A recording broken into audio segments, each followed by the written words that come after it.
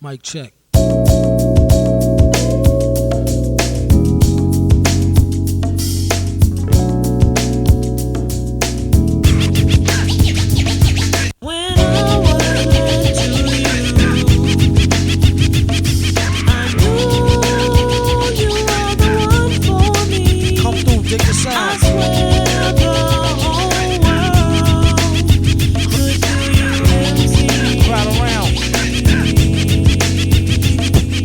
I used to cop a lot, but never cop no drop. Hold mics like ponytails tight and bobble ops. Stop, stick around, come through and dig the sound of the fly brown 6060 cycle. Who throws a dick around? Bound to go through flat. Came to destroy rap. It's an intricate plot of a b-boy strap. Fem stack cats get kidnapped. Then release a statement to the press. Let the rest know who did that. It was weird. It was uncomfortable. Like you're saying, like going to like a new place that you've never been to before. You're just like, yeah, it's not like I totally agree. I feel that statement like 1,000,000%. My best friend and I talked about doing a podcast. It was our 2024 goal, and now it's our 2025 goal. And we got as far as like planning everything, and we did the what do you call it, like the cover art and photos. Yeah. We just never sat down to tape it. We just go to coffee every week and said, I'm like, we should be filming this. Yeah. I mean, like I think I just like maybe I have too much time on my hands. I don't know. I was like, I need somewhere to put my energy, so I chose to do like this. But yeah, that's cool. Did you have a name? Do you have a name for it or? We talked about like the F-listers because we're actors also. Okay. And we looked up. I think someone did like one episode of something called that, but I don't think that name is taken. Yeah. And her name is also Alex, so could do some form of like the Alexes. I don't know. Yeah, that's cool. Yeah. Yeah, everyone always asks me and my husband, like, are you guys going to name your kid Alex? I'm like, that would probably confuse a lot of things. I'm like, it's already confusing enough as it is. Yeah, I dated an Alex before, and then I have like a couple of friends named Alex. And it's just so funny when you're in a group and someone says Alex and you all turn. Yeah. Like, which one? Yeah. All the time. So how long have you been doing comedy for? Too long. You know, like when you're newer at comedy and you want to say you've been doing it longer than you have, so you get taken seriously. And then you get to the point where you're doing it so long, you're like, I want to say less time because I don't feel like I'm where I should be at for how long I've been doing it. So I think I'm on my 8th year now. And I'm like, I've seen friends get like JFL and late night and stuff at 8 years. So you feel like you're like kind of wanting to lower the number? Yeah, I'm just like plugging along. Yeah. But yeah, since 2018. But you obviously love it, though, if you've been doing it for that long. Yeah, although I also, like, I'm always so negative, but I also get to the point in comedy where I'm like, oh, I see how people, like, get married and have kids and, like, quit. Like, the plateau is weird when the transition between feature and headliner is tough. Yeah, because I don't have any experience in that yet because I'm so new with comedy. So it is interesting to hear, like, people's viewpoints that have been in it for longer because it's like I'm only a year and a few months in, so like I can't imagine like 8 years, and it's like, yeah, you go through a lot of things, not just in, I'm sure, comedy, like up and downs, but like in life too, and that also impacts that. So yeah, and I started a little later. I started in my late 20s, and I also like did it through COVID. I've been through a phase of running shows. And then I started just traveling a lot. And I'm like, oh, I like this. But, until you travel as a headliner with, like, guarantees and stuff, it's not like I make money traveling. I just love it. But it's good experience to, get to go to other places, even though the places I go the most are just Atlanta and Florida. But yeah, I try to do that once a month. And then another city that I haven't been to, like, once a month. Okay, so what's your most favorite city so far in general, not just for comedy, just like that you're like, I love that place and I would always go back?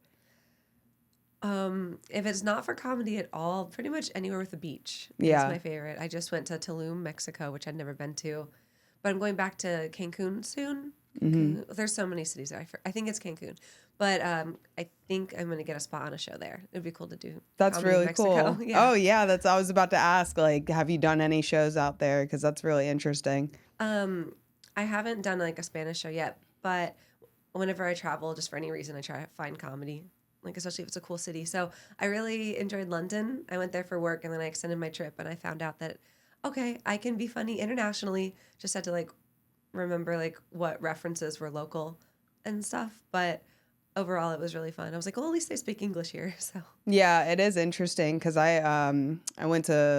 we had a family trip to Rome, and before we went, I'm trying to, because we're going to where are we going this year? We're going to Norway. Oh, So like cool. I'm trying to hit people up ahead of time because I'm like I'd like to line something up. But yeah, I did an English show in Rome, and it was like it's funny because they love foreigners, it seems like. So it's a little bit, to me, it was like almost a little bit easier than doing like a hometown show. Like I didn't feel like I had to work as hard because like I don't know, it was weird for me because I'm so new and I was only like 6 months in when I did it.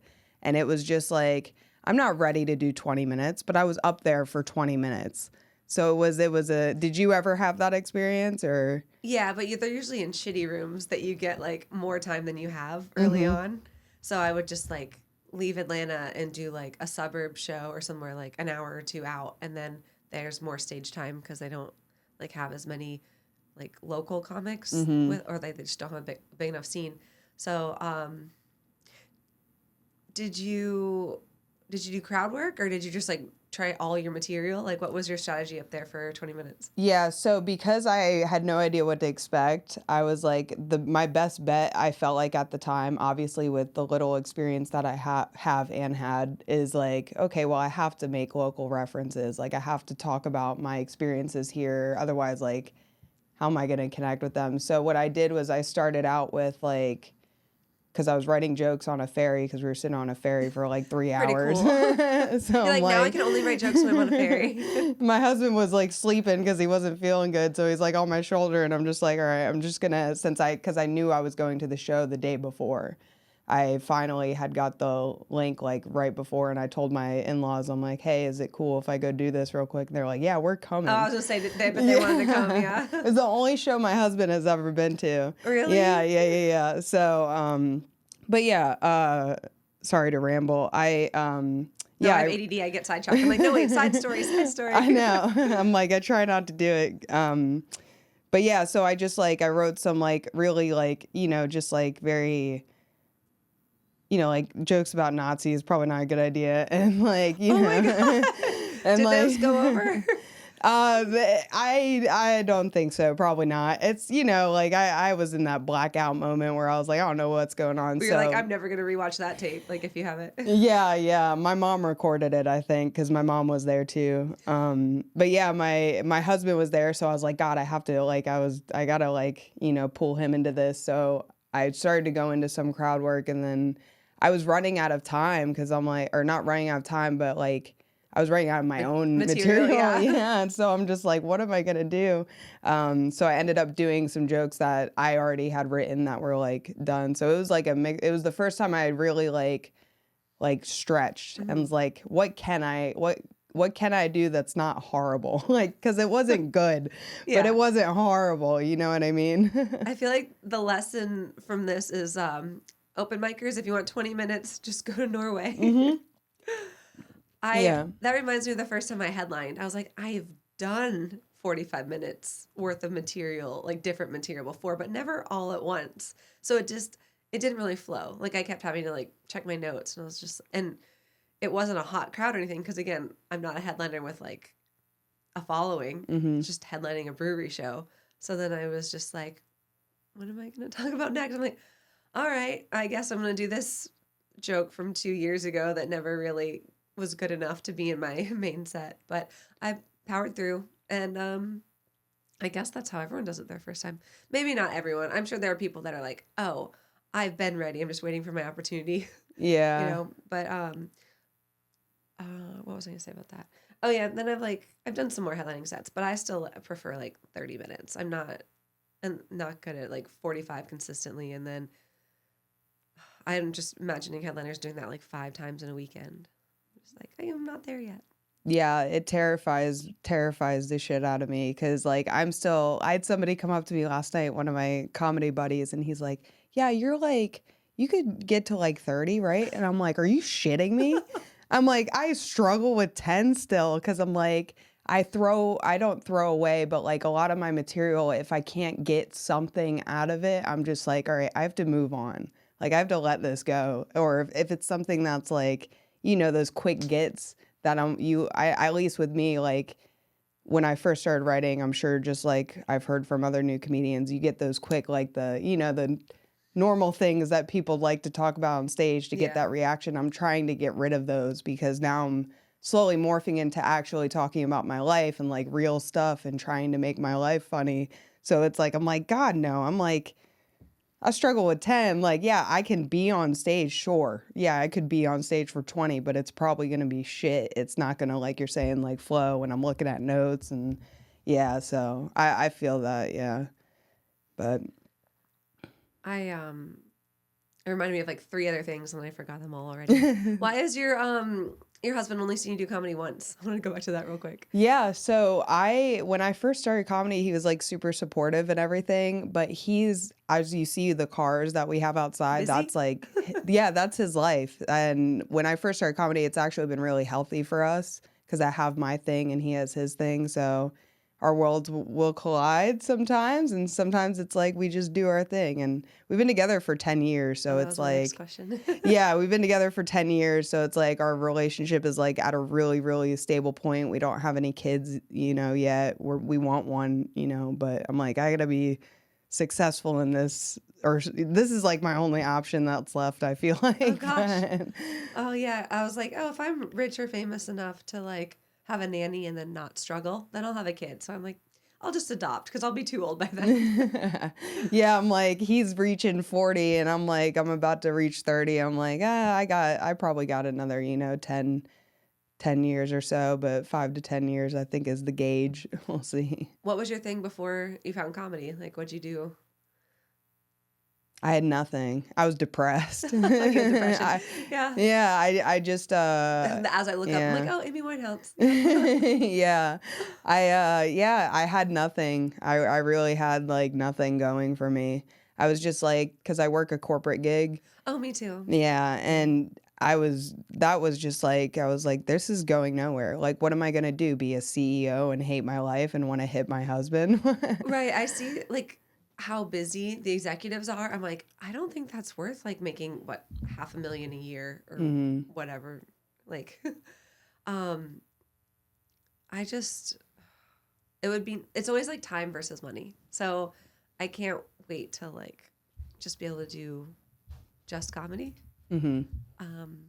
But who knows when that'll be. Yeah. Yeah.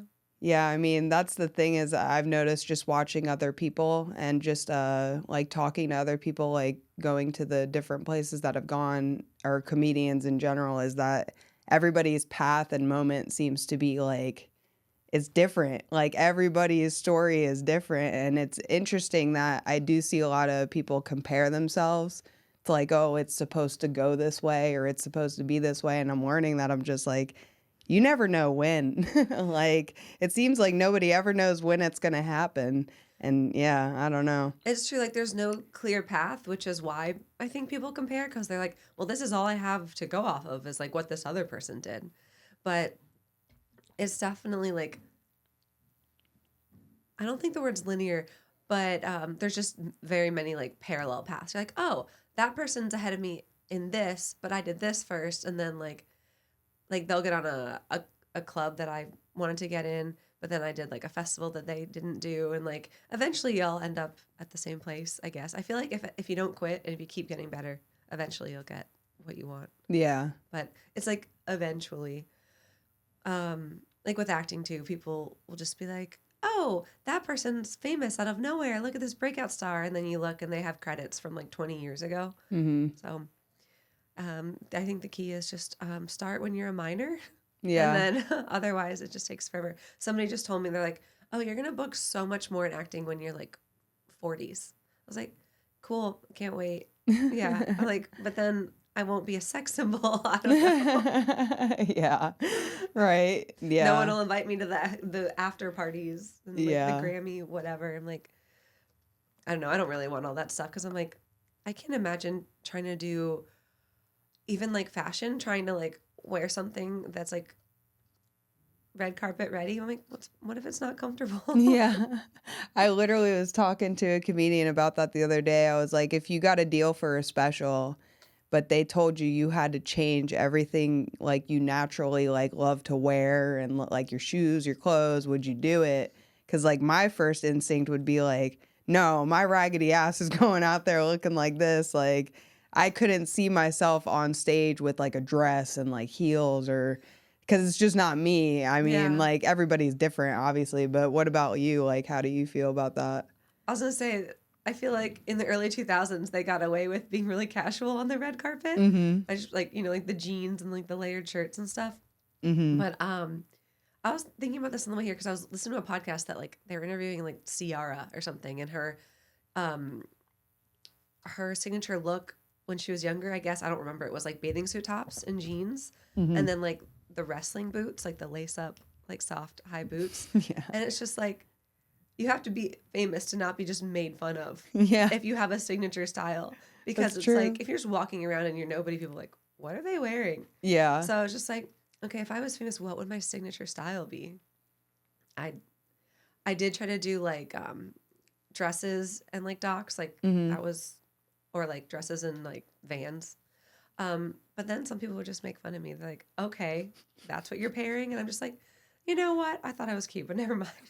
But it's like anything to not wear heels, right? So Yeah. I really, maybe when they're like $2,000 Louis Vuittons or whatever, I didn't pronounce that right, but maybe those are comfortable. I just don't know it. Yeah, the real Yeah. shoes. Mhm. I've always wondered that because I get like the $40 heels that are like wide width just so I can walk Yeah, around. and I'm just like, oh, I don't think heels from Target are going to be comfortable. I bought one pair of heels because I didn't have any recently, any like black ones.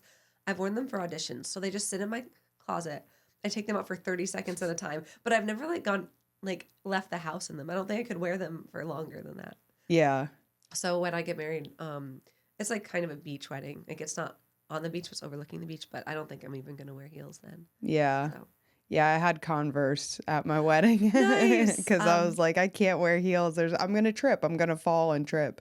My friend did the glitter Converse, so I Yeah. was like, maybe I'll get those. I have so many like glitter shoes. I have glitter boots, glitter Vans, glitter Keds, and I'm like, no, I want like a new special pair. That's So I gotta great. get another pair of glitter shoes. Yeah, I took they've fallen apart now, but I got like just glue and gems off of Amazon and I just put like DIY. yeah, like a little DIY on some Converse. It's all falling off. So if you want it to still have last, those? yeah, I do. That's They're so sitting in cute. my closet, yeah, with Do you- like the S's like hanging off of it. Do you still have a wedding dress?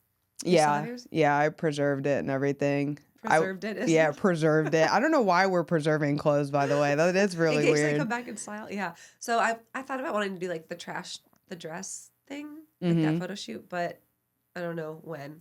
Maybe at like a 10-year anniversary or something. Yeah. I forgot what I was going to say about that. I did not take my Adderall today. It's fine. Oh, I wanted to like I didn't try it on, but I wanted to do like the black Avril Lavigne dress because I went into when we tried on dresses. It was like a prom and bridal, Mm-hmm. and so there were like all the different colors, and I like walk in and it's like this big, poofy black, sparkly, and I was just like, I don't think I'm that non-traditional. If my mom's gonna buy this dress for me, I don't think she's gonna approve of that one. Yeah. So I feel that because when I tried on wedding dresses, my first one was an all black one and it had like long sleeves you did? and You tried one? yeah, and my mom was like, no. Yeah, like this is not a funeral. But what I ended up doing is I went to this dress people over in Orlando and they had I guess they have like personal contact with the actual designers of the dresses. Oh, nice. Okay. So I got a white dress with like a black like lining and it ended up looking good. I was a little nervous with the white with the black. I'm like, I'm gonna end up looking like an Oreo. Like, I don't know what's going on, but I'll show you Like on the my Hunger way Games. out. I Yeah, have was big gonna say. photos. Okay, Yeah, I yeah. want to see before I leave. But I ended up loving the dress. I'm like, all right, it's still a little bit traditional with the white, but like the black in there. And then my husband had a pinstripe suit, like a mafia style suit. It was cool. Yeah, Okay, that's pretty cool. it was fun. Where'd you guys get married? Coco. There's a barn, a big Oh, farm over off of 520 area. Yeah. It's nice out there. They had horses and everything. And I'm like, I'd rather get married locally. So, when we have a kid, we can be like, hey, check it This is out. This is where mom and dad got married. And they're gonna be Yeah. like, I don't care. Yeah. I don't give a shit. Take me home. They're like, I don't want to wear your wedding dress, mom. Yeah, right. But to be like, no, watch, like, I'm gonna have like the girliest, like, white and pink, like, dress kid ever. Yeah. My parents got married at a courthouse, so they're like, well, why don't you do the same? We're not helping you with your wedding. We helped you with your condo. So we're on our own for it. And every month, as we pay another deposit, we're like, is it too late to cancel? Is it too late to cancel? We could just elope, but we're doing it. Yeah. Yeah. It was worth it for the most part. I had a nightmare. This just reminds me. I had a nightmare last night the whole time. Like, it felt like the whole 8 hours I was sleeping, I was having the same nightmare. It was just about, like, getting ready for my wedding the day of, and, like, all the people were just waiting and, like, getting hungry and annoyed, and, like, the makeup artist was terrible. My friends weren't getting dressed, and it was just like, it's like, oh, I guess I am having wedding anxiety. I just didn't even know it. Yeah. Yeah. It gets, especially when like family starts giving a lot of input on how things should be, that gets a little, I don't know if you've experienced any of that, but Well, okay, only gets once. a little stressful. Yeah. Only once so far, and it's my future mother-in-law. She was like, maybe people don't want Mexican 2 nights in a row, because that's why, like, I have a place that I want my rehearsal dinner, and then we're having like tacos, like a taco bar, Yeah, that's cool. at the venue, and I'm just like, but I thought it's like whatever I want for my wedding. Like, what's the line of like, what do you do for other people, and what are you just like, nope, this is what I want, and it's only like, I guess, 20 people that'll have to eat tacos 2 days in a row. But it's weird to me how other people don't like Mexican. Like, I'll pretty much have that like 10 meals out of a week, and I never get sick of it. So I just didn't think twice about it. Yeah, I wouldn't either. Like the food, we had the same thing with the food. There was complaints about the food. I wanted a food truck. I'm just like, it's cheap, it's easy. Yeah. Like, my dad's like a very traditional, like, he's like New York He went into Italian guy. He's like, it's gotta be like this. It's gotta be like this. And I'm like, Dad, I appreciate everything you're doing, but that's too much money for. It's $100 a plate. Like, what are we doing? We got Polish people coming from across the fucking earth, and it's like there's too many people here to be feeding all those people. But it ended up working out. It's just like, yeah, it is stressful. But once the day was there, it was like, all right, this is easy. And I just got really stoned, just dealt with the day. It was good memories. Everybody had fun, so. Okay, yeah. I was like, I feel like as long as we feed people and give them drinks and dancing, entertainment, I don't know, then hopefully they don't complain. I don't know. Yeah. Because my fiance just keeps showing me like they're gonna come because they want to celebrate, and fuck the people that complain. Like, this is about us. So I'm like, okay, I'll try not to worry, because besides being on stage, like, I don't actually like being the center of attention. I would just, again, be worried that like other people are having fun. So I guess that's what the bridesmaids are for. Yeah. Yeah. So I'm just like, oh, I've never even hosted a regular party before. Now I'm co-hosting a 100-person wedding. So Yeah. Yeah. We didn't have bridesmaids or groomsmen. And it is interesting, the opinions that come out at a wedding that you would never think would come from a family member. And you're just like, oh, well, it's like that. Okay. Yeah. But I mean, it's like, I think it's just a high, like a tense, like everybody's tense at a wedding. I don't know why, until people start getting drunk. yeah, I've also heard that it's just like, it's never the people you expect too that have like the strong opinions. Mm-hmm. Yeah. It's so funny though, like the wedding drama, because like we didn't do +1s, like, because the capacity wasn't that high at the venue, but also it's just like less people that we don't know, less cost. So my one friend, it was so funny. So she didn't get a +1, but she'd be like traveling solo, but she's single. So, but then I told her that my aunt died, and she's like, now can I have a +1? Stop it. I swear. Oh my God. Yeah. That's crazy. I know. To be fair, it was my great aunt. And she didn't get a +1 because her husband had already died. So I was like, technically that's 2 spots that are available. That's hilarious. Yeah, that was only like a work friend. But no, I thought it was very funny. No, that's hilarious. Yeah, I was like, balls. Yeah. Yeah. That's one thing we did that I was like, we should, and there was a lot of people there that, like, people I don't even talk to anymore. Like, There's a couple people that yeah. since I sent out the save the dates, I'm like, can I just not follow up with the invitations? Yeah. Like, there's a few Just, people I'm it's like, your delete. wedding, dude. Yeah. It's your wedding. Oh gosh. Yeah, weddings get complicated, but it's a good memory to look back on. We have a video and stuff, so I'm like, this would be cool. I feel like I hope I'm still friends with all of like the bridesmaids because people that get married like younger, they're not. They look back at those wedding photos like, oh, I guess I'm not using those. I don't Yeah. care about that person. Oh my gosh. It's so funny. One of my friends, I still friends with her because I originally met her when I dated her brother in college. Yeah. And I'm in a family photo. And so is now her ex-husband. So we have like this big family photo like with all the couples. And her sister just got divorced too. So I'm just like this family photo is just so funny to us. Like I'm like 22. I have my hand on her grandpa's shoulder. That's funny. It's like the taggiest photo is, I swear it was like a JCPenney one. Like we're all wearing like, they're like, wear green. Everyone has a complete different shade of green on. So it doesn't like match. It's, oh God. Everyone has like a different hair color than we use. I don't know. It's my favorite photo. Yeah. Yeah. Well, it's a good memory. So Yeah, exactly. regardless, that's the thing is like I was getting agitated about. I was also, I was being impatient, but I was getting agitated at certain things. I'm like, I don't even know who this person is. Like, why are they taking photos with us? What is going on? Oh, yeah. And I was just like, just let it go, Alex. Like, it doesn't even matter. Like, none of this, like, it's like, we're getting married. It's we're not even going to remember barely half of this probably tomorrow because of Right. how stressful it's been. So, Yeah. Yeah. I'm just excited for the cake, honestly. yeah. That's my favorite part. Yeah, my husband shoved it in my face. No, did you tell him not to? No, Oh, I okay. didn't care because I put it on him too, so I expected it back. I'm like, I can't give what I can't take, That's another part of my nightmares. Like the makeup artist was leaving. I'm like, no, you have to do touch-ups for the photos. I'm gonna cry walking down the aisle, and then they just left. Yeah. But yeah, I'm like, this cake is gonna be too good to waste by getting shoved on anyone's face. Yeah. Yeah, no, I thought we saved a layer somewhere. It's at my in-laws or something. I don't know. It's probably been there for 3 years in the freezer.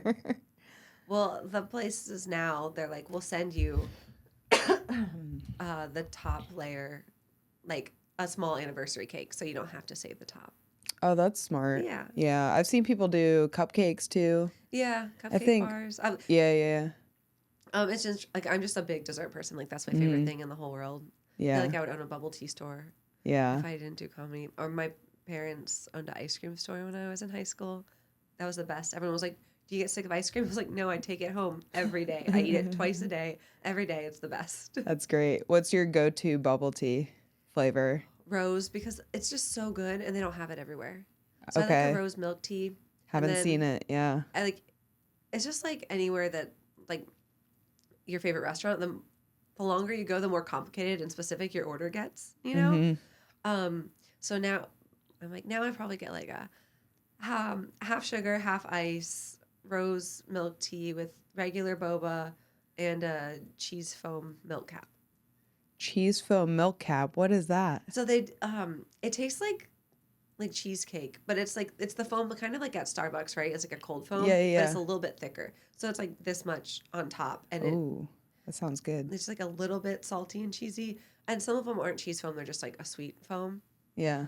But and then like obviously the different types of boba. So like in the summer I'll get like the popping boba. Yeah. Yeah, it's hard to choose a favorite though. Yeah. I Same like with the ice cream. taro. The Like- taro's my favorite.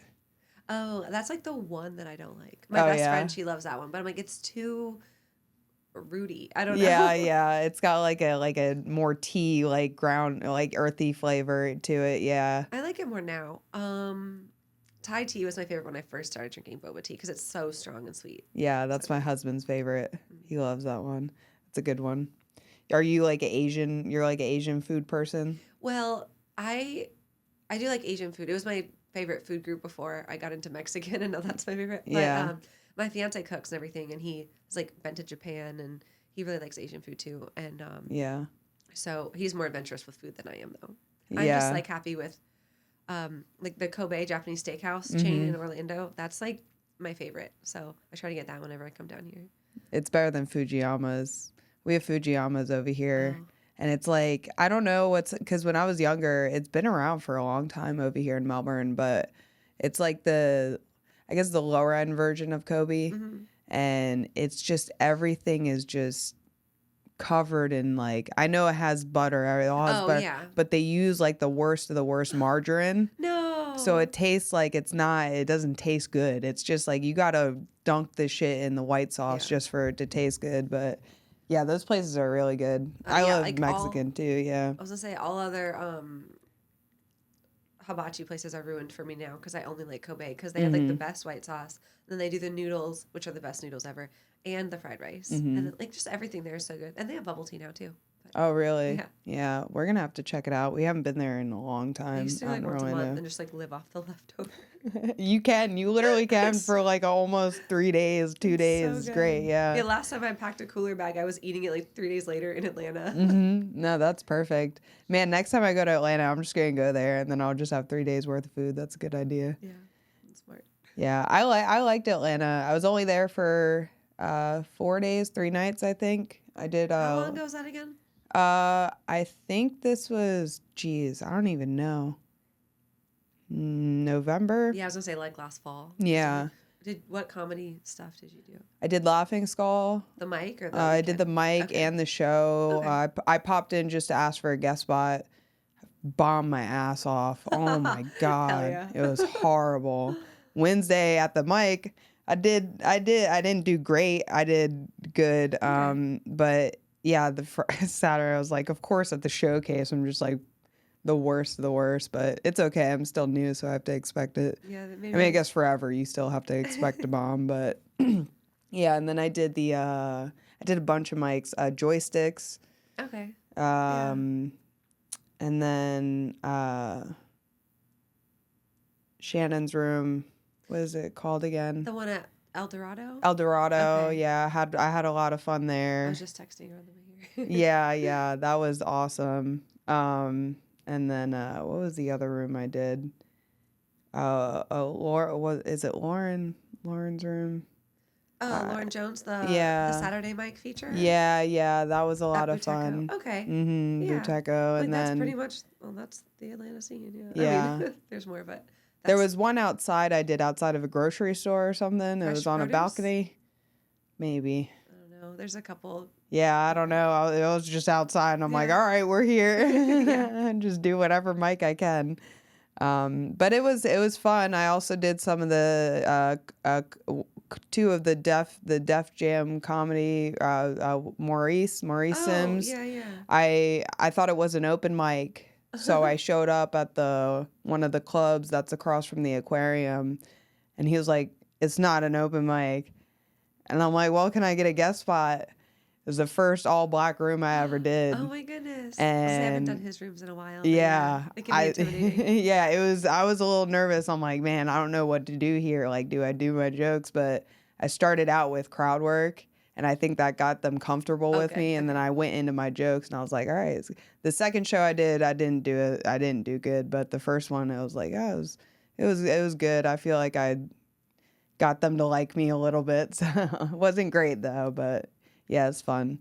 Yeah, I feel like in his rooms, I'll either like do really well, like get everyone on my side, or I'll just straight bomb, and like I don't really have any middle ground. So yeah, I've only done 2 so far, but he was nice enough to offer to let me, like, if I come back to get on a show. So I'm like, yeah, that's great. oh, awesome. So, yeah, like Cat's Cafe. I was like, is it Tuesday or Wednesday? I can't remember now because I just walk over from the Laughing Skull mic.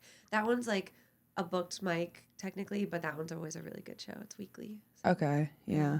Is Helium doing mics, or do they? Yeah, they actually have one on Wednesdays, and then they have I haven't done it yet, but they have a lot of local comics getting in with them, which is great. So like hosting and featuring, and then they have like some showcases, and I think they work with the Laughing Skull booker to like get names and everything. So Oh, that's nice. yeah, so they're still newer, but it's work. I don't know. It's a chain, so Like, I don't think the pay is great or anything, but it's like another room, which is always good. Yeah. Yeah. Yeah, like I said, I'm new, so it's just like I get on any stage time. I'm like, yes, like I'm at that time in my career. I don't know what you want to call it, but yeah, it's like I'll take anything. But So, you know how yeah, you get different advice from different people, obviously, all the time about mm-hmm. comedy. But some people are like, start being selective. You can say no to stuff. Like, it's not always worth your time. But, like, I'm still like, I never say no to stage time. I feel like I can always get something out of it. So I'll do a lot of stuff that's not like technically like worth it, but I'm like glad for the experience. So I'm still there too. Like, Mm-hmm. I'll do like people like you drove down to Orlando just to do these local showcases. I was like, yeah, I wouldn't have gotten 5 shows in a weekend at home, but that's probably just because I'm never home. So it's like a weird catch-22.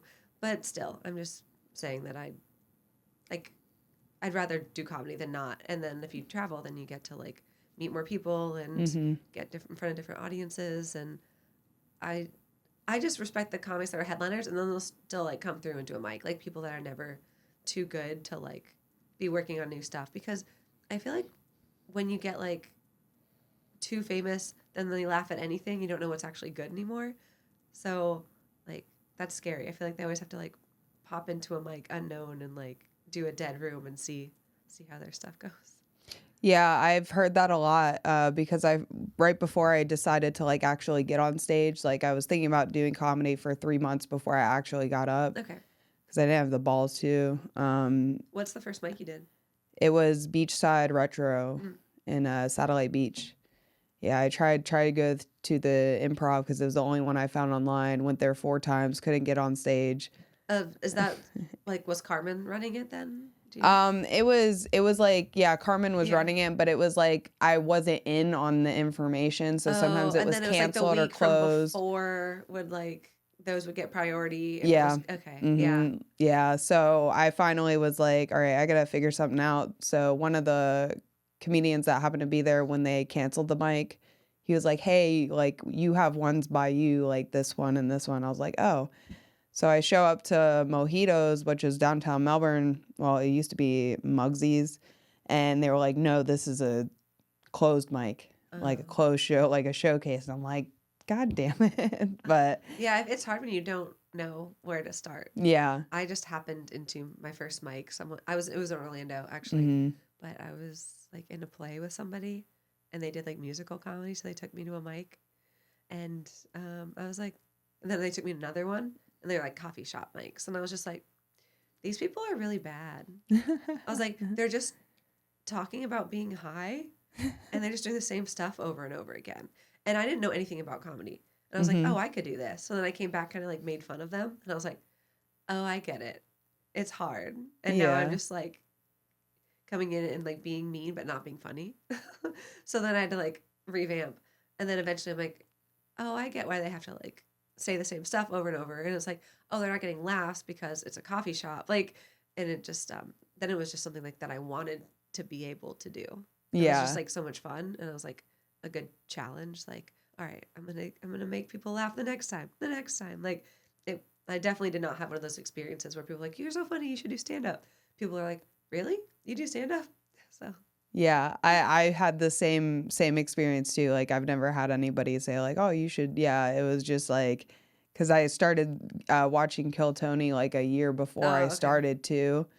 And I was like, oh my God, these people suck. Like I could do so, and then my ass is up there bombing my ass off, and I'm just like, well, now I know what it feels like. But yeah, I never had that moment where it was like, oh yeah, this is what I've been supposed to do my whole like I'm starting to have like full circle kind of stuff now. Like I'm like, oh well, this is why I was watching Ron White when I was 13 and like all that stuff, but I never thought being a comedian was a thing. Like I'm Yeah. going to be a comedian. I didn't know either. Like I always watched like sitcom stars, Mm-hmm. and I found out later that they did stand up first. So I was like, when I started acting, I was like, oh, I like this, I love it. But then when I started stand up, I was like, oh, this is the thing that I want to do. Like this is better than anything else I've tried. But it was just hard. Yeah. And it's just so funny because now people that aren't comics like, that's so hard, you're so brave or whatever, and you're just like, not if you do it every day, like it's fine. Yeah. Yeah, no, I'm starting to get that from people too. And then like, tell me a joke. And I'm like, this is not the environment for me Yeah. to tell you a joke about something weird. Yeah, no, yeah, but watching like right before I started, I was watching advice from like professional, like real Yeah. comedians, Ralphie May, Bill Burr, because Ari Shafir, they have like classes on YouTube you can just Yeah. listen to. Yeah. And a lot of them were saying the same thing. Like it's you get to a point to where like you've been doing it for so long that you have your fans and they love you so much they laugh at, like you're saying, they laugh at almost everything. So it's like how do you get better if you're always getting laughs for everything, whether you think it's, or subjectively funny or not? Like going to those shows where people don't really, like, say you want to go to the Midwest where like nobody's ever seen you before, like, yeah, that's probably beneficial to help you, like, no matter like how much experience you have. It's always better to just like get out of the box and like try to keep doing different places. It's weird because like those people, like they have that brand, and then it's just like you have to stick to your brand, like you're like typecasting yourself almost. Mm-hmm. Um, but yeah, actually, Midwestern crowds are like the best ones. Yeah. Yeah, I don't know why. It's just like nothing else to do, and they're nice people. I don't know. I Yeah. feel like that's the stereotype, and I found it to be true. Really. Yeah. Yeah, that's interesting. Yeah, I don't know. Like I said, I've only been doing this for like a year and a few months, so I'm like still learning. Like it's every time I travel or go, it's like, oh, there's this whole aspect to the business. Like I just started running shows like 3 nights a week, and it's Yeah, like, oh, there's all these things that I had no and it idea makes you go better into though. this. I think it definitely has made me like make the next, I'm sure because you've been doing it for a while, like you get to that point where you're like, oh, like I'm at the next, like I feel like I just made like the next You like leveled level. up. Yeah, like level Yeah. up a little bit. I'm like, all right, I just went to level 2. Like I'm starting to feel it in year 2. I'm like, all right, So because yeah, it's interesting. that happened to me. I was probably 2 years in. Like, because like I had people help me, like either like my one friend, he was like a comedy mentor at the beginning, and he would like book newer comics at guest spots on his really good shows if you like worked the door, and Hmm. then I would like tape sets, and then people were like, oh, tape my set. So I like started to make a little side hustle, just like taping sets because I had a camera Yeah. for auditions. But a couple years in, because I remember it was like right before COVID and then during COVID, there was this one venue. I was like hosting a mic, and they're like, "Well, we want to have shows like every weekend. I mean, we like your vibe. We want you to host them all." So then I was like booking them and just doing all the stuff where I was just like, I would never be like, "Oh, I want to go produce shows," but they asked me, so that's how I like got into that. Like most of the things that I've done, like then they wanted me to produce a festival, so I did. Not the first year, but like the next 2 years after that, I did. But it's just like again, like I fell into things, but I also like didn't say no to things. So that's how it's worked. But it was a really good experience, just like getting to host because I was hosting like mics and shows and then booking, and then like now I know like what it's like. Like when I message someone from out of town, I'm like, oh well, I'm not gonna like just be like, hey, can I get on your show without like sending a tape, just like basic stuff. But like the business side of it, I feel like it's like same with acting. It's like control what you can. So Hmm. try to like be professional and have all my like shit in order. Like also from like having a corporate day job, like I can send a really good email. Yeah. Yeah. I think, yeah, that I feel like the corporation side of like my experience has helped me with comedy. Surprisingly, I was like, because working at corporations all these years, I'm just like, none of this shit's gonna be useful down the road. Like, what am I doing here? But I'm starting to notice that the business aspect and like professionalism, it does, like, it implies tremendously, especially in talking to like bookers and Yeah. like you're saying, Some yeah, people that run shows, I'm like, how did you get the venue to work with you? Like, honestly, I don't know how that conversation went. yeah, Um, it's so funny. I actually am working on a new bit. Like, I've done like clean comedy, but or like in corporate stuff, like corporate shows, but it's mostly like, okay, I'm gonna make my stuff PG-13. But like trying to write clean is still like not natural for me, but I have like stuff about work now, which is just really fun. I'm like, oh, I can blend, like, I'm funny at work, and then I'm relatable to, like, the corporate people at comedy shows. Mm-hmm. So I feel like that's a fun avenue to try out, because when I started, I was definitely doing, like, like shock stuff and then, like, dark stuff. Mm-hmm. But, yeah. Yeah, that's where I am right now. I have had the advice from a couple people to say like you should have a clean, like, how do you feel about that? Do you think it's necessary to have a clean set, or It just depends, because, like, those type of shows, like, make money. mm-hmm. But it's not, I don't think you have to worry about it yet. Like, a couple years ago, because I remember this other girl who was, like, about the same time doing comedy as I have. So it must have been, like, 5 years in. But she did, like, darker stuff than I did. I was like, oh, we're doing a clean show. Do you have a clean 10? And she was like, no. But she does now, though. But no one would think of, like, I was friends with her. Like, no one would think of her for a corporate show. So it's like, Mm-hmm. some people can do both. There's crossover. But I feel like once you do it a long time, like now, some of my peers, they're like, okay, they have, like, the 45 minutes clean or / crowd work, so they could, like, submit to, like, colleges or cruise ships, and then you also have, like, your regular set, probably, like, the same amount of time. So I mean, you could work on building both parallel at the same time, but I would say take your time with it. Yeah, I think just naturally my instinct has been to just lean into learning who I am and Yeah. making fun of that. Mm-hmm. Because I feel like that's the only thing I can really, because like every time I do something like topical or something just, like a pun or something, I always end up hearing something very similar somewhere else. And I'm like, I feel like the only thing unique to me is my life experiences. Yeah, exactly. Well, you could take those puns or topical things, use those on social media, because you're not going to use them again, and then that's it, and then just not burn your regular material online. That's a good idea.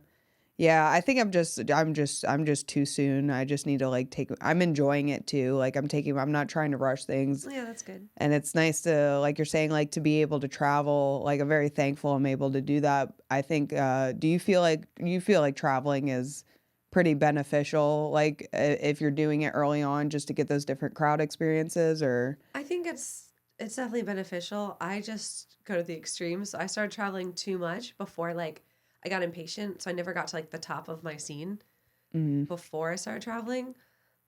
So, like, it's just, I mean, maybe it's just, like, perception. I can get on, like, most things, but I didn't, like, focus on where I was. Actually, I don't know how to explain this. It's so difficult to explain. Never mind. It's like regionally, like, I would say, like, make like a weekend trip to, like, Tampa and stuff, and know those people. You know what I mean? Like, stuff that'll serve you. I don't know if it matters if you go, like, do a weekend of don't tells in, like, Boston or something. Yeah. But Yeah, no, I agree. Just from what I've learned so far, because I have like taken weekend trips to like Jacksonville, and it's helped me not just experience different sizes of crowds, different types of people.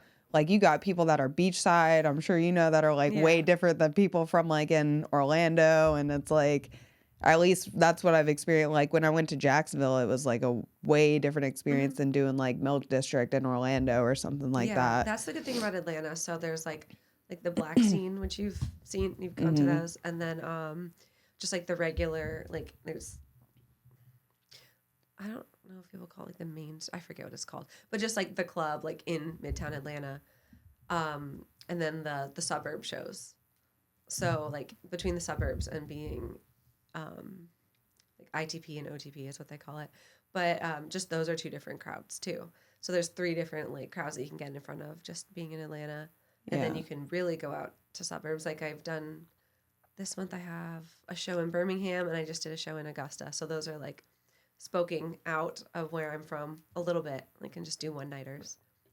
So this is advice that I heard from he used to do like music and like produce music and stuff. And he gave me this advice because it still works for comedy. It's like, say there's like 4 quadrants in the U.S.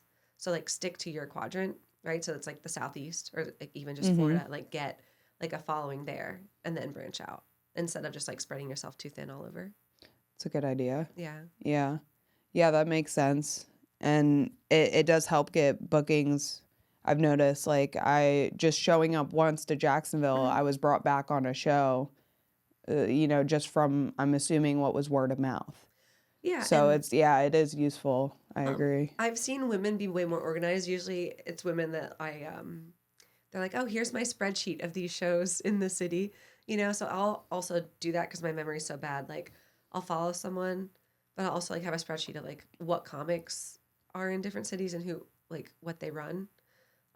Just so like if I go back, I'm like, oh, I met them at this thing, because otherwise I'll just forget. So I'm like that's the whole point of like doing festivals too, which you could submit to like in the next couple years, and then you meet comics in other cities. They're like, oh, if you're ever in my town, let me know. So like that's another benefit of traveling.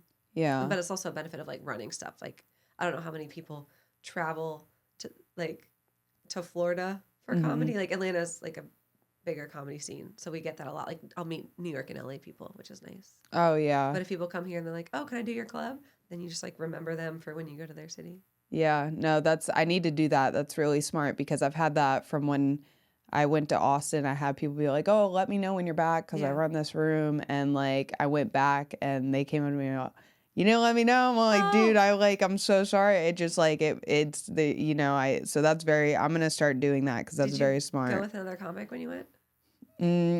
One comedian went like we met up, like, but we went separately. Yeah. Him and his wife came, and that we went around for like four days or something. The first time I went for a week. I was by myself, but there's so many Florida comedians out there. Right? Yeah. It's so great because I feel comfortable. I'm like, oh, I know every time you go to them. a show. Yeah, I've been going there every 6 months for the last couple of years. And I was going to say, like, oh, if you want to go again, let me know, because I'm always looking for like a reason to go and plan a long weekend out there. Yeah, I'm going in 3 weeks, 4 weeks. I'm trying to go every 4 months, because it's just so convenient from Orlando to Austin. Yeah, the like direct flight, and then you can just the volume of shows you can get on. Okay, cool. Yeah, so I'm gonna let me know if you're ever. I'll let you know. You let me know, because I'm totally I need to down. plan another trip like in the second half of the year, because I'm like my wedding's in May and I have like trips planned in like March and April. So I'm just like, okay, I need to work on the second half of the year, because I'm just like, just not getting ahead of myself right now. No, I feel it. I think my next one will be end of July. I think I'm gonna go end of July, and then I'll be at Gregory's sometime in July again. Yeah. Yeah, no, that'll be and if you're ever like down in this area on the weekend, like, I would love to have you at Villain if you ever want to come down. I would love to. Oh yeah, I meant to ask you, like, or you can wait till we're not recording. I don't care. But No, I was just curious how whatever. it works. Like, do you do showcases, or do you do like host, feature, headliner, or does it depend? Like, how do you run it? So since we're just now turning into like a club, really it's just a local, bar that we're getting a permanent stage put in. I'm meeting with the owner next week. Nice. So we're going to get a permanent stage, we're going to adjust the lighting. It's going to be kind of like, since it's a small club, it's going to be kind of like Milk District, where it's a corner stage.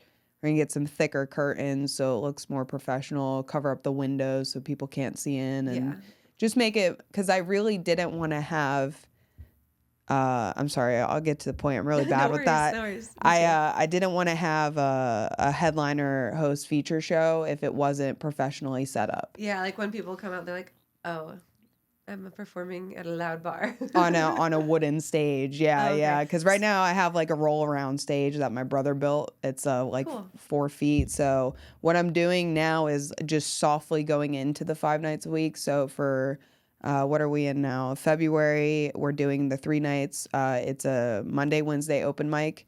Monday, there's a variation. On Monday, we're going to have like a bucket pool, like a riff type mic.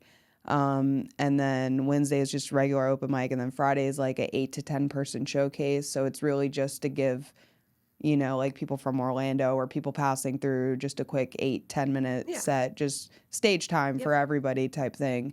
And then once we get into March, we're adding our Sunday shows, which is going to be a variety. So like I pulled in a lot of the locals to like help host and stuff. So because I'm like, I can't do this on my own. I'm like, It takes yeah, a lot of time. Yeah. takes a village to get this stuff together. So thankfully everyone's been like super supportive and helpful. So Sundays we're gonna do variety shows. So like sometimes at open mic, some like Matt Glidden is gonna do Asking for a Friend one Sunday a month. It's a different host every week, and then once we get into April, I already have our first headliner booked, which is on a Friday because he's going to be at a different club on Saturday. So just like move stuff around. Nice. But I figured once we get the permanent stage on Saturdays, I want to do a host feature headliner show, and then just give especially like people that are like trying to stretch their legs, like that want to do 45 but they can't because they can't get anywhere. So like locals and just like yeah. Yeah. And then like if somebody's traveling out of town and like happens to hit me up, or like we happen to run out of headliners, which I don't think will happen, but it's like like I just want to give more people around here opportunities for stage time, because my literal basis of wanting to start this was, like I said, when I started, it took me 5 times just to find a place to get up on stage. And I'm like, I don't want people to have to struggle to be like, oh, where can I do my first open mic? Oh, how can I get a, like Christy B's is really cool because she's giving local headliners a bunch of stage time. And it's just like, the more we have, like. Yeah, it's so good for the like local scene. Yeah. So community. I'm excited, but I think it'll be good once we get into the 5 nights. It's just. Oh, that sounds great. Managing. I just gotta like, talk to the owner, and, everybody knows this. It's like, it needs to be unique. It needs to be a place that people want to go on a Monday. Right. Because if not, this place it can't last, because I've seen so many, just in the year that I've been, comedy clubs shutting down because they can't, and it's tough. Like, it's not an easy thing. So I'm like, can't rely on the comedy to keep this place open, but we're going to do our best. Oh, that sounds great. Are you, I'm just trying to picture it. Like, is it like a side room at the bar, or is it like is it all like one big space? Like, so what's the setup? When you walk in the front door, the bar is covering almost the entire left side. Okay. Down to, I want to say, maybe a third of the room. Okay. So we can fit 30 chairs between the bar. It's like a L-shaped bar. And then what I do is I have the little like rolling stage in the back right corner, and then all the chairs set up this way, and then there's like a back section where there's a couch and like a table, and a lot of the comedians they hang out back there. Nice. But it is a really tight, small place, so it's not really it's not a comedy club, but we're making it a comedy club just to make it happen. Yeah, the place that I written shows was a black box theater, so. Yeah, there was like curtains, and we need to pull them and like make more space if we did have like a headliner come through, that we could squeeze 100 chairs in there, but most of it was roped off, so you could fit like, it would be between like 5 and 30 people most nights. Yeah, Atlanta used to be such a showcase city. That's why I started traveling so much, like getting longer time. Like, I think the first time I did 2 20-minute sets in a night, I went to Asheville. But like Sundays now at Laughing Skull, they do like a local like headliner where they get longer time. And then my friend that runs weekly shows, he just started a new venue that it's just, they do like a headliner rather than a showcase. So they're like, we have a lot of good people in Atlanta. It's just a weird city because like there's like industry, right? Because there's like acting and there's some clubs, but there's so many like independent venues. Like, there's this one bar that's like a music space, the Earl. Like, some people like Dave Stone or something will come in, do 2 shows in a night, and they sell out at like over 100 people each night. But it's not a comedy club otherwise. So it just like, people will be like in and out and we won't know about it, or they'll be like bigger and then they'll just go to like a theater or something. Yeah. So. Yeah, so I like you, like I would love to have like, and like this is the thing, is it's a learning curve too, because like I'm learning that, oh, like, know that, because like just talking to people, I have a couple people that I talk to out, like Joe Sensabella Yeah. and Jari knows, like they've been really helpful in giving me insight into the professional industry. Just, I just ask them advice here and there, and it's like, no, the headliner brings their people. Right. Like the headliner brings their feature. They bring their host, and if you want to bring somebody in, they need to ask. The headliner's the boss, basically, type thing. So it's helpful to learn these things because you don't want to do even though people are like, oh well, you got to leave it open, it's art, but you still have to maintain like a standard throughout the industry. Yeah. I feel like, so It's so it's weird. learning a lot of things. Yeah, like just even that example, it's just like depends. Like it's changed more when more people have gotten like famous from the internet. Like and then they'll just like tour with like 2 people or whatever. But sometimes like if I'll look at people where I want to open for them because I've opened for them before when they've come through, and it's like I was talking to somebody's manager and they're like, I don't know how they make money. So they like I'll see them like go do weekends somewhere, but they can't afford to bring somebody with them because they're not making like that much yet. So it's like that middle ground of headliner where they're just starting to go out, but maybe they want a feature they know. Or like some people are like really nice. I heard Maria Bamford always books a local opener, but she'll never book the same person twice to like give everybody a chance, and then she'll like pay them extra money also. That's nice. Yeah.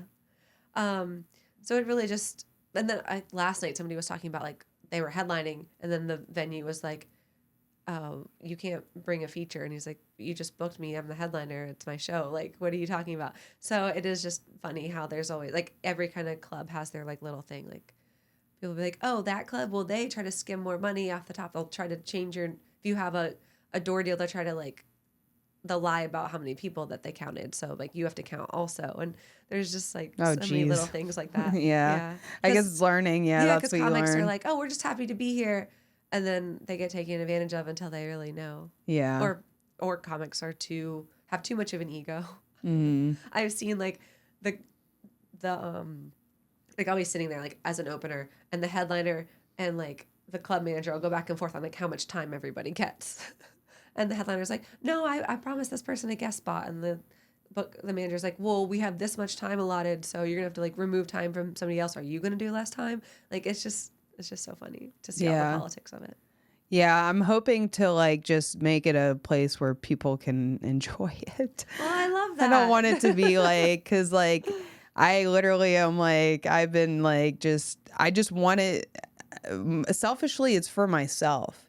So like I see where like it can get like the conflicts with like people like going back and forth. I mean other clubs seem more strict than others, I would think, especially like the chain ones when it comes to time. But like you said, like it really just all depends on where you go.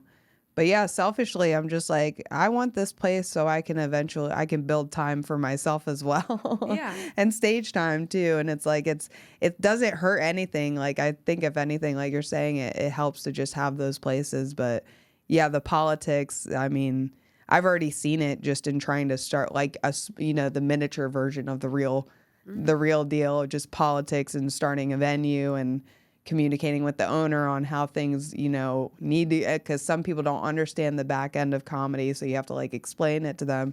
This owner's been amazing. Thank God. That's like the most important thing is like the venue wants comedy. And then, oh man, I've heard also like venue drama where it's like someone will be doing a monthly show like at a brewery, like when like everyone was doing brewery shows, and then somebody else would come in like talk to the owner and be like, oh, I want to do a monthly show here. But it's like, no, if someone's already doing a show at the venue, you can't like swoop in and also do it like without asking them first, because that'll take away like that's like the draw. Like you have to find somewhere else. I don't know. It's just so funny. Yeah, we've had that happen within like local scene. Like it's just, and I think a lot of it is just not knowing. Like people just don't know. So like a lot of people will react aggressively and be like, you shouldn't be going to the, but it's like just everyone just needs to communicate and be like, hey, this is how it is. Like we all understand, we're on the same page, we're That's cool. So funny. I was thinking about that there should be like a comedy HR. Yeah, really. No, that probably wouldn't be a good idea. They'd be like, well, go fuck yourself. Comedy will never be unionized, unfortunately. Yeah. No, I've noticed that, like, just especially traveling, there's drama in like every scene you go to. You'll hear It's something from somebody, and I'm like, I'm just gonna close my ears like a toddler. it's And so much more entertaining when it's not your own comedy scene drama. hmm Yeah. yeah, it's It's interesting. silly. I try to stay away from it. Well, Yeah. unfortunately, some of them are just like, hey, a rapist owns this club. Don't do this club. Or Yeah. someone will get kicked out of one city and move to another city and start doing comedy there until people are like, oh, hey, I heard things about this person. Oh, You should talk to jeez. this other city. Yeah, that's a mess. Yeah, people. That's what happens when you get a bunch of people together. And you almost like I've noticed just being in Melbourne, like these people almost become like family, and some of them maybe family you never wanted, Yeah, it's but it's definitely a like dysfunctional family. yeah, because we talk all the time. I mean, I see these people more than I see my mom, my niece. It's probably not good, but sorry, mom, love you. But yeah, no, it's Well, almost like you guys got to live together and work together. at least you've been married, so you never went through dating other comics. Oh yeah, I hear that all the time. Meredith, she had me on her podcast, and she goes, "If you were single, would you ever date a comedian?" And my like gut reaction was like, "No." I'm like, I could never date myself. I'm like, I'm horrible. So when I met my fiance, we met at um like an not all inclusive, like an open mic, like any art form Hmm. kind of thing. So he was going to like play music, and I was like going with some actor friends to do comedy, and one of my friends was going to do it too. So like, and then we had mutual friends is how we met. But I guess he had said like he wasn't going to date any more actors. So when he Hmm. met me, he was like, "Oh, a stand-up comic, cool." And then like we were already like liking each other and stuff. And he's like, "Oh wait, you're also an actor? Damn it!" But it was too late. That's funny. Yeah, Yeah. my husband was like, I'm not gonna date any more white trash people, but Nice. yeah, no, yeah, that's crazy how it works out. How long ago did you guys meet? Just like a year and a half A ago. year and a half ago? Yeah. Yeah, that's good. You guys have like a place together and like yeah. Yeah, we moved into his apartment for a while. And then his lease ran up, and then we moved to my condo. I was like kind of renting it out. Like had a roommate. Um, it was so complicated. I always do like have the most weird situations to explain to people. So I was like, it's a 2-1, but I was renting it out to like another guy actor. And I was just like, I'm going to be here half the time. I'm about to move to Florida, like half and half. I have like a place to stay here. And then I was just like, I'm going to make this work. I like really love Florida. I can't all the way move because like I, we have an Atlanta-based office in my job, and I don't know. I owned property, but I was like, okay, we'll just figure this out. And then I met John, and he was like, "Oh, you're moving? Don't move." So then it was just like a complete change of plans because I'd already told everyone like I'll be here half the time, and now I'm here just like 10 to 20% of the time, which makes me sad because again, I love the beach so much. Yeah. Yeah. Yeah. I don't think I could convince him to move to Florida. He had moved to Atlanta from Chicago, which is already Oh like really? Yeah, yeah, not a yeah. step down, but like Chicago's such a cool city, you know? Yeah. I mean, Atlanta's interesting. You get almost carjacked off the side of the highway. And Oh, his car got broken into recently. I felt so Oh, bad because he was geez. at one of my shows. He came to see a show and he was like tired from work, and I was like, stop by on your way home. So he was like, just like lazy or not thinking and didn't put his backpack in the trunk. Oh yeah. Yeah. Yeah. No, yeah, I noticed that. Like it's crazy how they almost let because I'm not used to it because I'm from Melbourne, so I don't really see it. They have it in Orlando too, Yeah. Chicago. It's every major Yeah. city. But it was the first time I had seen like I'm just sitting on the exit trying to get into the main downtown. I don't know the area, Yeah. main downtown area, and there's just a whole gang of guys just like trying to get people to roll their windows down. I'm like, anybody that rolls their window down right now is retarded. That is ridiculous. I've actually never seen that. What I've seen is the very aggressive, like homeless people. They're very aggressive. When they come up to my car and it's nighttime and I'm at a red light, I'll just run the light. I'm like, I don't want like Yeah. to get attacked. I don't know. But also, during the day there'll be people at like when you're getting off the highway that'll come up to the car and like try to sell you water. which is like the nicer way of asking for money. But still, like, I just don't like people like getting that close and like touching my car. You know what I mean? Yeah. It's scary as a woman. Yeah, I was a little like, that's why I was like, that part stuck out in my mind because I'd never seen that before. Like there was you can see when it's a gang because you got the older dude on the corner with the bag that's very Oh, yeah. heavy. Yeah. And then you got the younger kids in the street trying to get people to roll their windows down. I'm like, oh, they're trying to steal cars right now. It's crazy. It was the middle of the day too. It's weird. Atlanta, like downtown, is like not the place to go. It has like the aquarium and the Coca-Cola factory, but it's like nobody goes downtown, like unless you like have to go there for work or something. So like Midtown is the downtown. Like that's the cool place. It also like has the skyscrapers and like a big park, and like that's where like the good club is. And Yeah. stuff. I didn't really get to explore there. That was the second time I'd been there. I took my husband to Cradle of Filth concert up there years ago, but we were there for like 2 days, so we didn't get to see anything. Back. Yeah, no, definitely. I'm planning to hopefully like after the summer when it probably cools down a little bit because I want to at least go to Atlanta like once a year. Okay. Just to I want to stay in the scene and like do the clubs there and because it was a very, very different experience from Florida for me.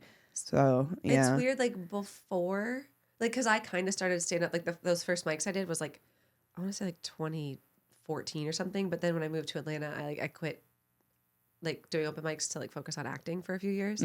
So like, I knew who everybody was from before, but I like just didn't keep up with the scene. But like it's just so weird because before Austin was Austin, like Orlando comics would move to Atlanta and then they would move to like New York and LA. Like that was the next step. And now they like, go straight to Austin or something.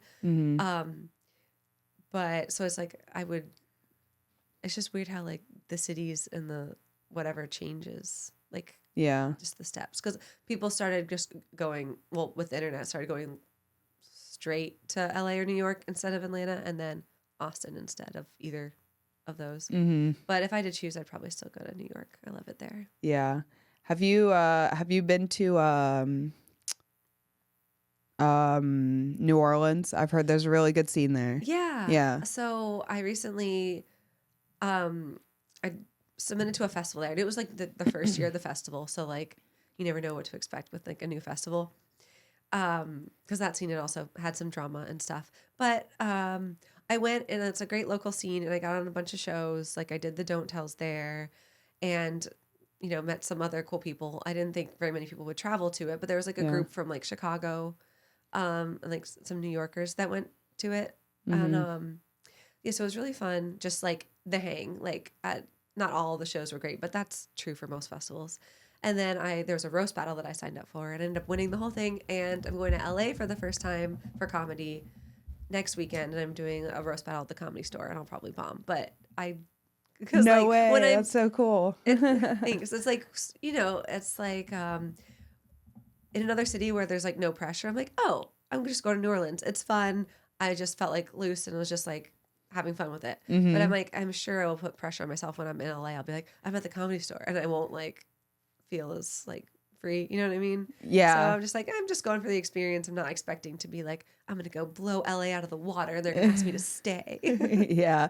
No, I totally feel what you mean on like a smaller scale, because like the villain club that I'm doing right now, I'm starting to get comfortable on that stage, so I'm starting to be able to be more loose and free and kind of like play with my material instead of being like on my shit. Because every time I'm uncomfortable, I'm just like words, like just get them out, just get them out. I've never been here before. I need to get them out. So yeah, I totally feel that on a smaller scale, but that's I don't know. I feel like I don't know what you've accomplished because we don't know each other very well, but that's a huge accomplishment, like from my viewpoint. Like that's really cool that you get to do that. So I'm excited for you. Yeah. Thanks. That's another thing about like, I just say yes to all experiences, because probably on paper going to like a small festival in New Orleans wasn't like worth it, because it's like I rented a car and I was there for a few days, and like only Don't Tell shows are paid. So like festivals, you lose money the whole time. But I was like, well, I got to go to New Orleans, meeting people, and then that happened to work out. But I gotta stop doing festivals at some point, right? I always say I'm gonna stop doing them, except for like there's a couple good ones I haven't gotten into yet. But then I just saw like 2 more festival submissions pop up, and I like bookmarked them. I'm like, am I gonna submit? Should I? Do I want to? Because it's like an excuse to like go to the city if you get in. But I'm like, I could just plan a trip there without the festival, you know? Yeah. So What do you have like a, like if you want to stop doing festivals, is there like a replacement goal for that you want to do, or like? So I got into Limestone Comedy Festival, which is like a really good reputation one, like pretty early somehow. Like there were a lot of people like in my scene that hadn't done it yet. So I was like surprised too. I was like, so that was like my first like good big festival, except for like this one other one, 10,000 Laughs I'd gotten the year before. But so I went like to both of those festivals, and I was just like the newer young one, and there were some more like seasoned people that I'd already seen their names, like because they'd been traveling or like I just like put them above me in my head.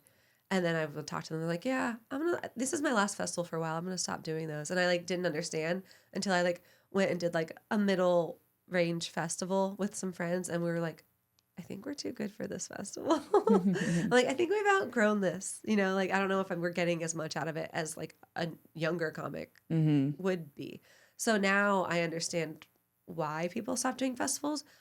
There's a couple where I'm like, oh, I would love to come back in a couple years, like as a headliner. You know what I mean? Like I still want to like meet the people that produce festivals and like the other traveling comics. Like I still think that's beneficial. It's like little mini comedy, not boot camp, summer camp, whatever. Like they can be, they're like as fun as you make them, right? Like if you go hang out, or if you're like, I'm here for work, I'm just gonna go back to the hotel and not talk to anybody. So I don't have a substitute for it other than just like, yeah, like I said, regular weekend traveling. But that's the thing we were talking about earlier. Like there's no set path because there's so many paths you can take. Like you can stay in your hometown and produce shows. You can go travel. You can like get with 2 friends and go do a self-produced tour, and none of you are headliners, so you all do 20 minutes. Yeah. No, that's cool. I don't know. I was curious if like, I don't know, like, have you opened for like, do you want to like try to open for somebody big? Do you want to just start headlining and like trying to get into touring? Like, do you have anything like next that's for you? So it's so weird because it's like, oh, I should just work on social media, get a following, and then it's easier to get like the comedy management and the tours. But I'm like, oh, I need to just work on my 45 minutes first, like do it the hard way, you know, just like build up my material and try to get more stage time rather than like being handed like, oh, we like you, here's like a headlining weekend. You know what I mean? Like I feel like it can happen either way. But I've opened for people, and you know, sometimes they've like blown up after. Like I've opened for a few people that have like opened for Bert Kreischer, like been on his tour. So I'm like, oh, I can see it. It's like one step away. Like that's crazy because those are huge arena tours. Like I've opened for I don't know. Not that many like super famous people, but like enough where I've like done weekends with like headliners and stuff, and I always, you know, talk to them about comedy the whole time. But I like that used to be a section on the resume, right? Like it's like you've done these festivals. If you don't have any like actual credits, you've opened for these people, you've worked at these clubs. Like that's usually what you list if you don't like know somebody, you know, when you're trying to submit. But somebody, I was listening to like I don't know if it was like a podcast, like an interview, like one of those workshops, and like some casting directors and comedy booking managers were on there, and they said, we don't care who you've opened for, you're not them. So, and then like maybe you opened for like Chris Hart once, but he's not going to remember you and vouch for you. So like what's the point of putting them on there, I guess. So I recently thought about that, and like I don't think I put that as much because it's like, oh, I'm just hoping that like they'll know who this person is, and then that's a vouch if they like that comic too. But it could really go either way. Yeah, that's one thing I think.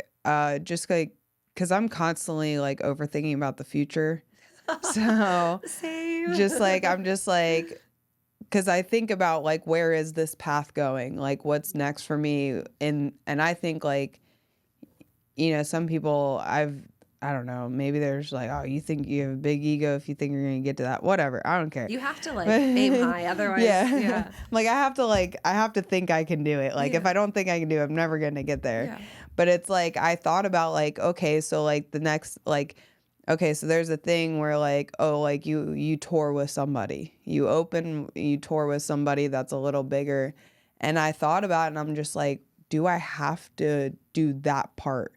I'm like, I feel like I can still build my time, get better, and then, get my fans a different way versus like, obviously you still have to be a feature, you still have to do the opener, yeah. still have to be a host and put in that time and that work. But aside from the time and the work, it's like, I feel like I could, obviously get the experience opening for people, like, but I don't really feel like I really want to tour with somebody for 6 months or 12 I don't months. think Like, they do it that long anymore. yeah. Okay, so here's my opinion on what I've seen. Most people want to tour with somebody, right? Because then they get to do the bigger crowds without having to pull them themselves. So it's so much easier, like less pressure. Like you just get to go. Like everyone says, like the feature, the middle spot is like the sweet spot, right? You don't have to host the show. You don't have to like you don't have to be what the audience is there for. You just get to go do a good amount of time and then leave. Mm-hmm. So it's perfect, except you just don't get paid as much, right? Yeah. So a lot of people like that, and then you can say you're touring with somebody that like sells out at like all these like clubs, like the Funny Bones and the Heliums. Mm-hmm. So then you can get followers by like plugging your Instagram. That's you're getting in front of hundreds of people every weekend.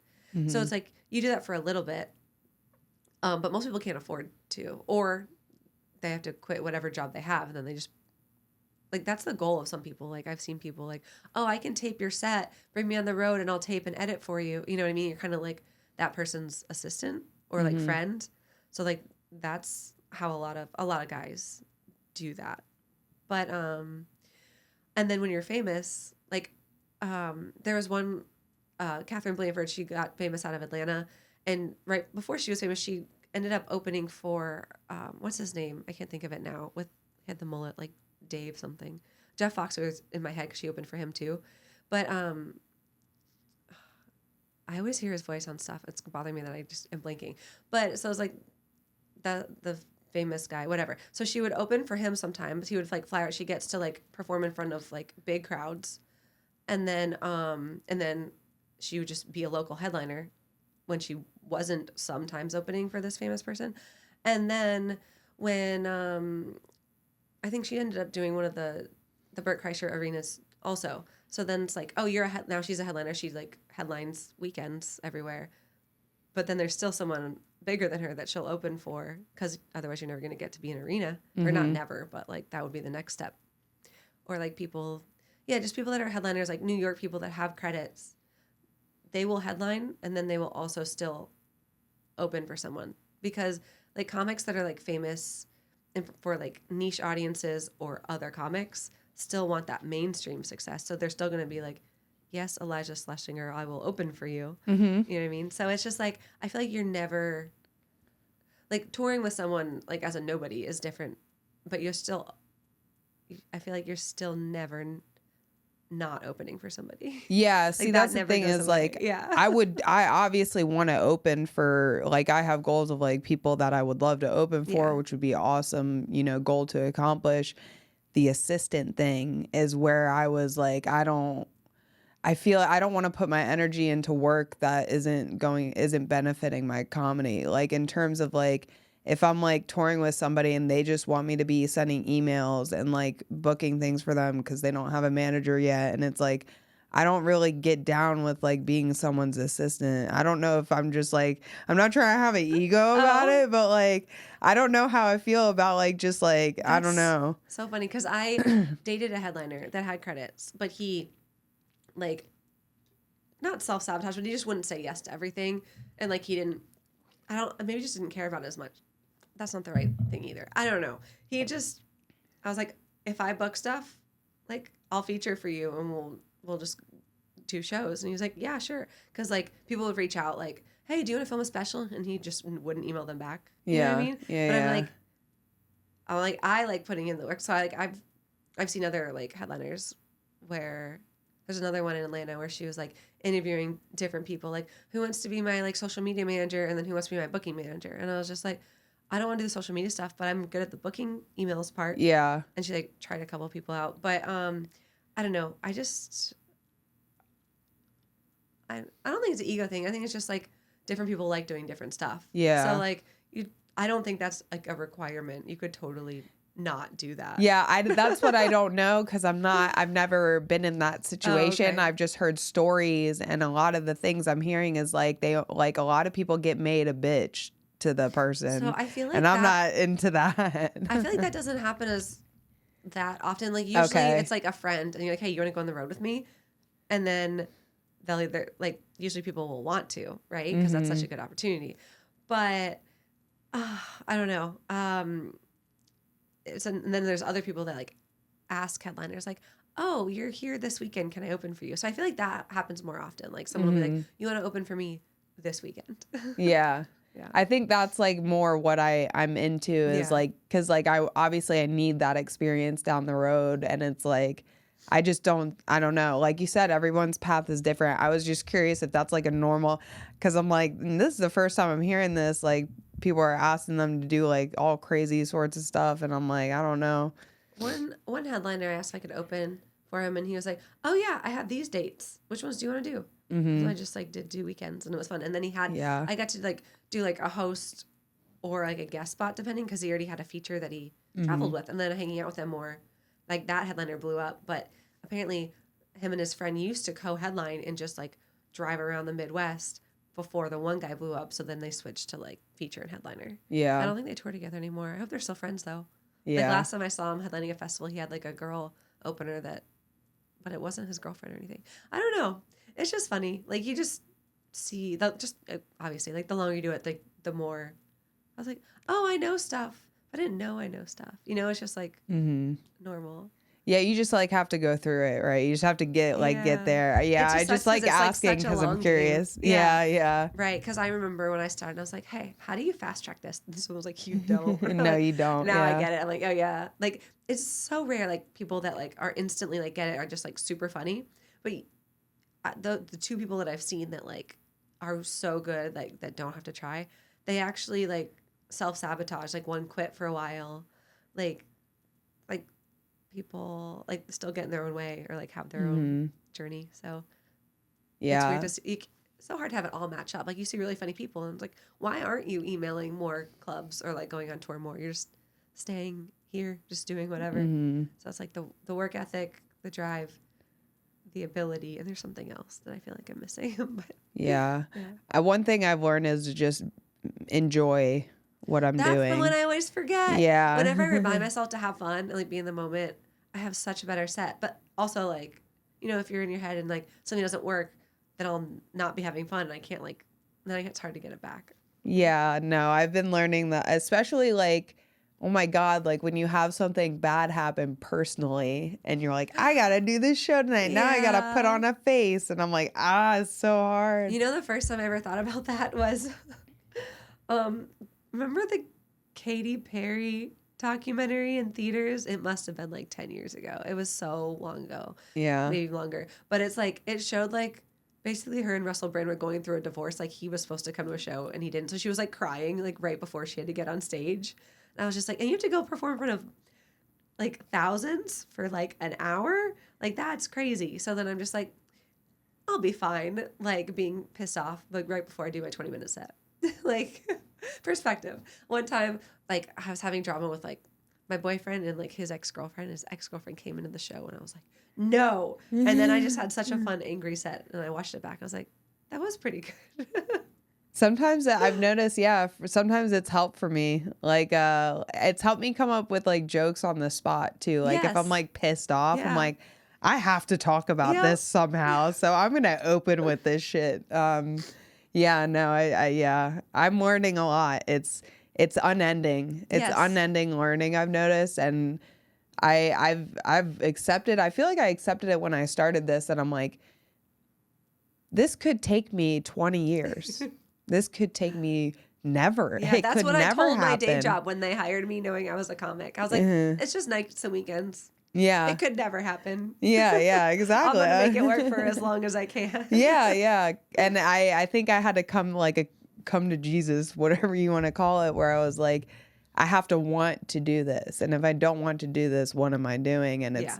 it was almost like, yeah, I am going to do this until I die, whether something comes out of it or not. And I think that's the like enjoying it part, that like you really have to like trust that you enjoy this. And if you don't, like, it is what it is. And I've noticed a lot of people, as not a lot, I've noticed an array of people where it's like, okay, just want the fame, or just enjoy doing it for fun and don't want it to go anywhere. Which is crazy to me. Yeah, that's I was like, wait, you have fun doing this sometimes?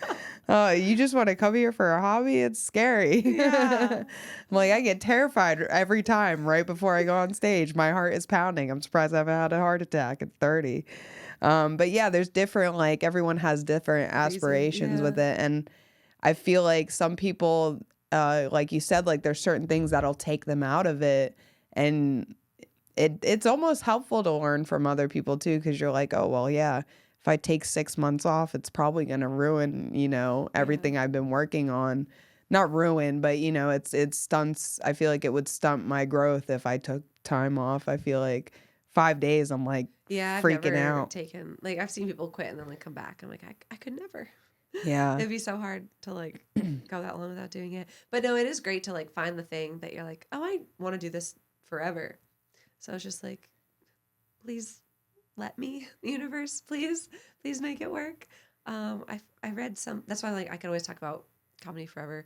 I was reading somebody's autobiography. It was an actor, and she was like 70 or 80 and still like, she's like, well, I can't fly anymore because blood clots, so now I have to take stuff that's like close to New York.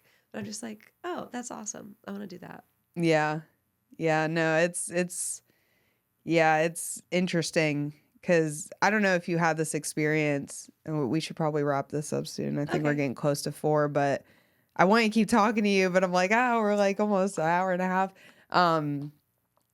I have this experience where it's like everything that I've tried to do before comedy, I've never had this crazy attachment and addiction to, and it almost solidifies for me that like, oh, like this is it, like this is what I have to do almost. Do you feel like that? I always wondered, is that like, I'm lying, I never always wondered, but I'm like, is that because it's comedy? Like, is it comedy that makes you feel like that? Because like I have ADD. I'm like, this is the one thing I've never quit. Like, I enjoy learning new things, and I get like that, like obsessed, like love it, I want to be the best at this feeling with a lot of stuff. But I don't know, is it because comedy is like so attainable, like you can just go do it every day? Is it because of like that different performance feeling that you don't get with a lot of other things? So I definitely feel the same way, but I don't know why. Yeah. It is. It's interesting because I had the same thing where like I pick up new things. I was picking up new things all the time to try to find my hot or whatever I love to do. And I would quit so quickly because I'm like, it loses my, like, I'm not interested anymore. One time my friend wanted to be a professional tennis player, and we went real hard, and he was like, oh yeah, I can't. They start when they're like 10, don't they? That's funny. I did the same thing with ping pong. I was into ping pong. Yeah, like I could be in the Olympics. Yeah, I was like, I could do this for real. I was into that with foosball. Yeah.